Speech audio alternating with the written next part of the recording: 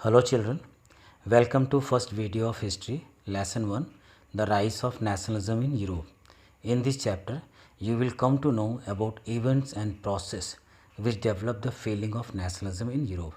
So we are studying about Europe. You will come to know more and more about European countries. Later on it led to unification of country, means nation state came into existence, children, but it took hundreds of years to form nation state. Earlier people were not nationalist. They were loyal to their kings, clergy and towards their master. After the French Revolution, which you studied in 9th class also, do you remember it? They struggled for liberty, equality and fraternity. These three were important slogans during 18th century. After long struggle, people of France were able to establish republic in the place of monarchy. Children, after French Revolution, the political scenario of the world get changed. Overall, if you see in the world, changes were there, continuously changes were coming. The end result of these led to the emergence of nation state in the place of multinationalist dynastic empire of Europe. Means nationalism feeling was spreading everywhere in the European countries. So naturally, things which develop the feeling of nationalism. Let's see one by one. Here are flags of Germany and Italy of different colors. The color and symbols of each flag convey the ideas, ambitions, values of the country. From 18th century, the flag has been used to display nationalism. Later on, it became dignity of the nation state. Every color signifies something, children. Try to find out. Do you remember that in India, when the Mahatma Gandhi made the flag, all people came under it. So let's see what is nationalism. Nationalism is a feeling of belonging and loyalty that cause people to think of themselves as a nation. Means individually people will not think, he will think about his country. During the 19th and 20th centuries, nationalism was a powerful force that could be noticed. It created, see children, it created one nation for many separate countries. Example, Italy and Germany. But children, on other side, it break one nation up into many countries. Example, Austria, Hungary, Balkan and Turkey. Children, are you seeing this image? So note down four things in this Frederick figure. First, men and women in long train. Are you seeing? Second, Statue of Liberty. Third, remain of absolutist.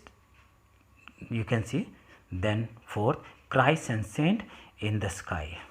Let's see in detail. Now it will be more clear to you, children, the features of Frederick Sorie painting. It is very important. It came in board exam also. Many times it came. Men and women of all ages. All ages means all, from children to adult, walking across the Statue of Liberty, offering homage to the Statue of Liberty as they pass by with their flags. You have seen in the Frederick Sorie's figure. Second, Statue of Liberty personified liberty as a female figure having torch of enlightenment in one hand and charter of rights of man in the other hand.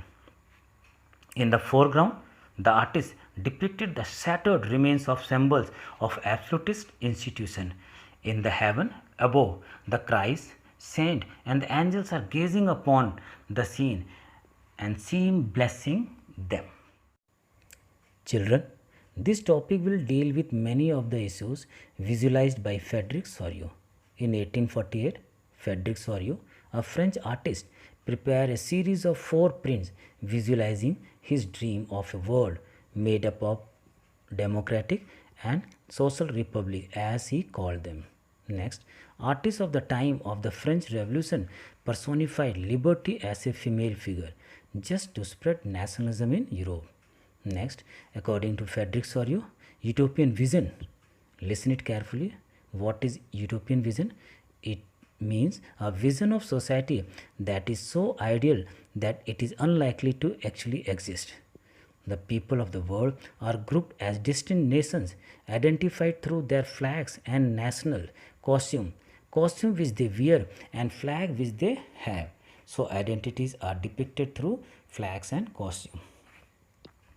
Next, during the 19th century, nationalism emerged as a force. Children, once again listen to it. Nationalism emerged as a force which brought about sweeping changes in the political world of Europe. Means when the people developed the feeling of nationalism, so changes started coming in all over the world. Means everywhere people were struggling for nation state. Next, if you see, the end result of the changes was the emergence of the nation state in the place of multinational dynastic empire of Europe. Children, a multinational dynastic means an empire which were ruled by the dynasty or king like Louis XVI, which you studied in 9th class. A modern state in which centralized power exercise sovereign control over a clearly defined territory had been developing over a long period of time in Europe. So now modern states were emerging in European countries, but a nation state was one in which the majority of the citizens and not only its rulers came to develop a sense of common identity and shared history. If you see last, the chapter will look at the diverse process through which nation state and the nationalism came into being in 19th century. Dear children, to understand the unification of different countries, you should be well acquainted with the location and the capital of different countries of Europe like France, Germany, Greece, Poland, Italy, Balkan and England, etc. So children, locate at least 10 important countries of Europe to understand the history of Europe properly. Next topic will be of French Revolution and the idea of nation. Till then, take care, be safe. Thank you.